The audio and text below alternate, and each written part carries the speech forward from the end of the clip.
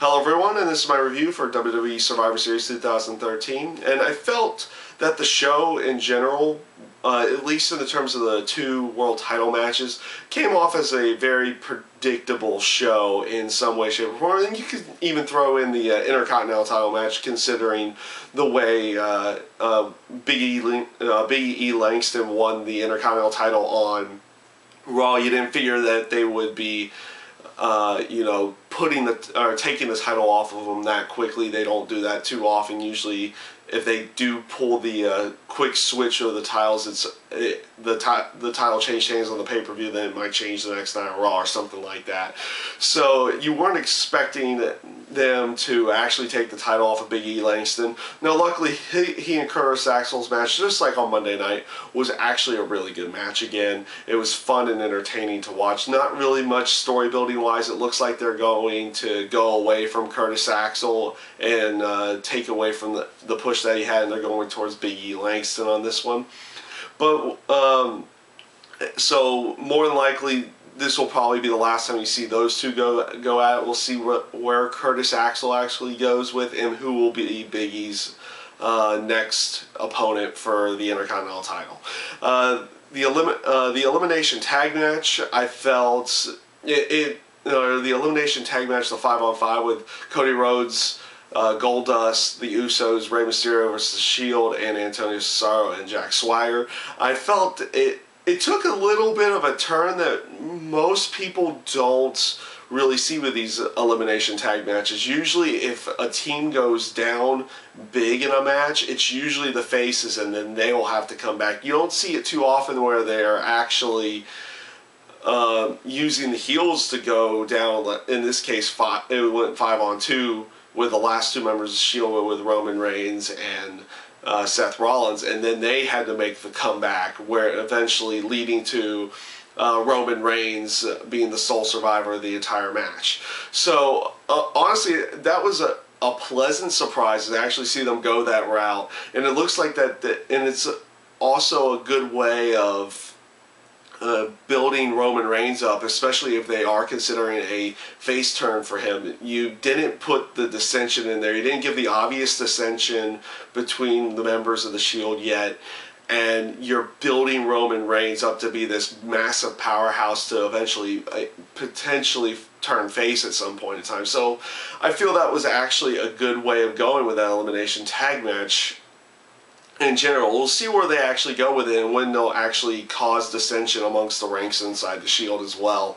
So so on to the other elimination tag match, which was, it was basically just a way to put the entire cast of the Divas onto the actual pay-per-view with the Total Divas and the Divas that weren't on Total Divas. So honestly, it was kind of just a throwaway match in my mind. You had some good moments in there, but for the most part, the match was pretty much what you would expect it to be. Expected to be kind of just there in any way, shape, or form. After that, they were trying to go to the whole expert panel deal like they usually do at every pay-per-view. They get interrupted by Ryback, and this leads to him, of course, pulling the open challenge to anybody like he did on Friday night. Friday night, you got Great Khali. Tonight we get a little bit of a surprise there, and you get the returning Mark Henry. And obviously, I think they're going to a route where they're now gonna not push Ryback as much. He seemed to have had his time, and it's pretty much coming to an end, because usually when a heel like this is just starting to do open challenges like that, usually they're pulling out victories. But obviously tonight, with a returning Mark Henry, they decided to have Mark Henry go over Ryback, just like they had him go over Ryback earlier this year as well. So it feels like they're putting, I'm not sure if this is going to put Mark Henry into a major push of his own. Maybe he's going after Randy Orton next. Who knows where they're actually going to go with that. But obviously they're putting Ryback to the back burner for at least the time being, at least from what I can see. Of course, like I said before, the two main event matches in general, and I'll start with John Cena and Alberto Del Rio.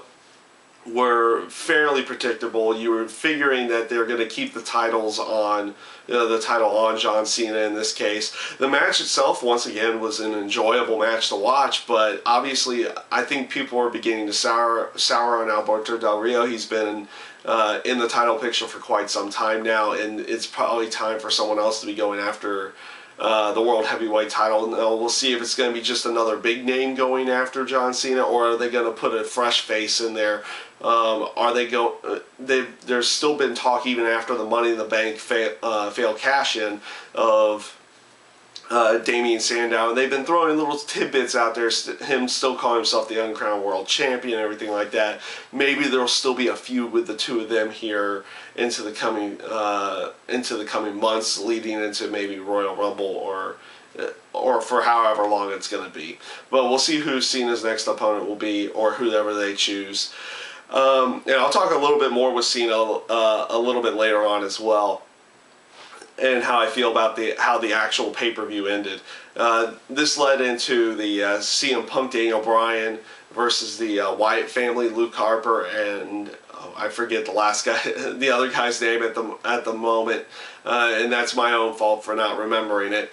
But basically, the Wyatt family in general. Honestly, I felt they were going to put the Wyatt family over in this one, and in a sense, they did put the Wyatt family over, even though by giving them the vast majority of the offense. But they had Daniel Bryan and CM Punk actually win the match, which I found a little weird. I found that to be a little weird. I thought they were going to go on the aspect of actually pushing the Wyatt family over the top and actually having them beat them in this case. And then you had the little teaser at the end. I believe they were using it as a teaser saying this wasn't over yet, where it looked like Bray Wyatt was going to get in the ring, but he ended up not going for it in the end. So it seems as if maybe not with CM Punk, but you'll definitely see. I think there's still going to be a feud going here with Daniel Bryan and Bray Wyatt into the coming months. So we'll actually see where they go with that as well. I felt the match was actually really good. It was a fun, entertaining match.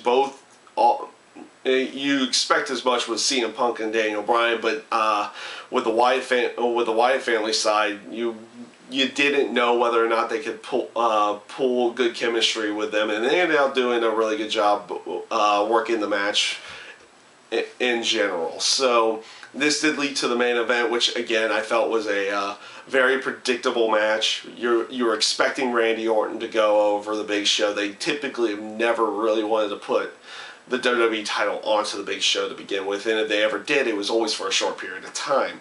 And they didn't. And obviously, like me personally, I would not have seen any point of putting the title on the Big Show at this point. The match ending itself, the match in general was fun. The match ending was really weak. Basically having it where Big Show gets distracted after he's performed the KO punch, which leading into the RKO into the punt, which both the punt moves always looked devastating, but it just came off as a really just weak finish and a weak way of trying to get Randy Orton to win the match. And of course, like I said, this led into John Cena coming back out, and this kind of redeemed that weak finish, them beginning to kind of tease their WrestleMania, what I would think be the WrestleMania main event, with a potential title unification, title unification match, and that could, and in all honesty, if done right, obviously we've seen the match with Randy Orton and John Cena before. We've never seen it at WrestleMania, but adding the potential storyline importance of a title unification match could put that type of rivalry over the top, and we'll see where they actually go with that. Obviously, they won't just start it off tomorrow night on Raw, but they gave a little teaser to a potential at least title versus title, or maybe even a full title unification match at WrestleMania. So we'll see where they actually go with that over the next couple months, and obviously we'll see where they go into the immediate future with Monday Night Raw tomorrow night. Overall, I felt match quality wise, the show was good. Storyline wise, very predictable in some cases, and not so much, at least in the terms of match winners and some of the other ones as well. But overall, I felt that the two main event matches, or the two world title matches, didn't really have that good of a story build, which kind of led to a disinterest in both of those type of matches. So I felt that was where they lacked in the pay-per-view. Match quality good, story build not so much. So that's my review for WWE Survivor Series 2013. I thank you guys for watching, and I hope you enjoyed.